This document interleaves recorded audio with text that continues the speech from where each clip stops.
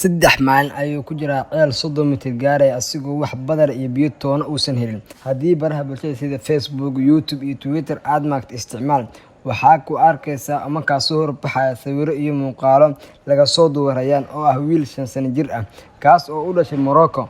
Rayaan gabadhicii Talaadada ayuu ku dhacay ceel ku yaal duleedka magaalada buuraleyda ah ee Agaran ee baadiyaha Shafshawin. Markii ay waayeen waalidkiisa ayaa la ogaaday in Rayaan uu ku jiro ceelka, waxa ayna ku wargeliyeen mas'uuliyiinta deegaanka.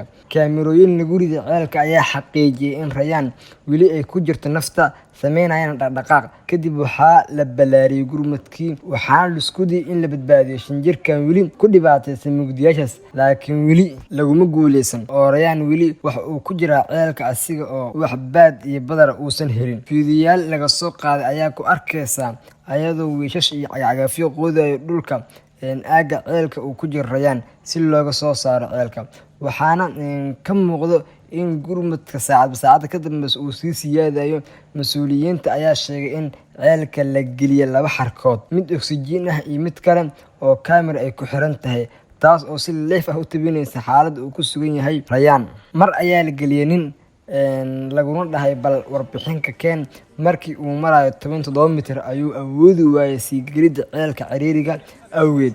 Isku day kale oo la sameeyay ayuu haddana ku gaaray in ka badan ilaa 26 mitir, asigoo ku qeylinaya Rayaan si bal wax oo jawaab ah uu helo. Waxa uuna sheegay in uu maqlayo cod daciif ah taas oo kasoo bixisay gunta hoose ee ceelka. Mar uu la hadlayay aabaha Rayaan warbaahinta ayuu sheegay isagoo wajigiisa laga dhayansan karo murugo aad u badan, in ay ku nool yihiin murugo iyo walwal. Hooyadan Rayaan ay saad u daran tahay murugada ay joogto u noqotay, rajo ku noolna ay yihiin, aysan ka quusanayn rajada Rabbi. Dadka ku nool Maghrib ama Morocco ayaa aad u hadal haya ayagoo arkaysid in ceelka ay joogaan dad ku dhow ilaa 5,000 oo ruux, kuwaas oo ka yimid gobollada iyo deegaanada u dhow Shafshawin, kuwaas oo buux dhaafiyay aaga ceelka, qasabtayna in markii dambe laga fogeeyo.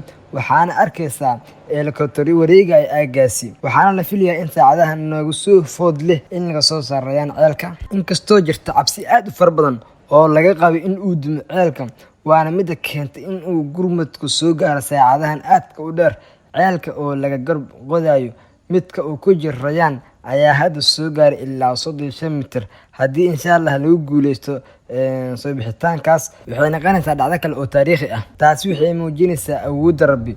Cunug yar oo ku jiro muddo 3 maalin god 30 mitir in ka badan ah, asiga oo wax cunno ama uu cabo uusan haysan. Dadka ay arkaysaa ayagoo soo qaadanaya aayadihii uu Rabbi ugu waramayay Nabi Yuunus markii uu laqay libiriga ama xuudka, iyo aayaddii Rabbi ugu waramayay hooyadii Nabi Muuse markii uu ku dhahayay farjadnaahu ilaa ummihi kay taqarra aynuha walaa tahzan. Dadka ayaa ugu duceynayo aayadaas iyo kuwo kale, waxaana dheheenaa Rabbi ha ka soo bixiyo mugdigaas uu ku jiro sidii uu ugu soo bixiyay Nabi Yuunus calooshii libiriga, Nabi Yuusufna ugu badbaadiyay ceelka uu muddada dheer ku jiray, Nabi Muuse ugu soo celiyay hooyadiisa. Wassalaamu calaykum waraxmatullaahi wabarakaatuh.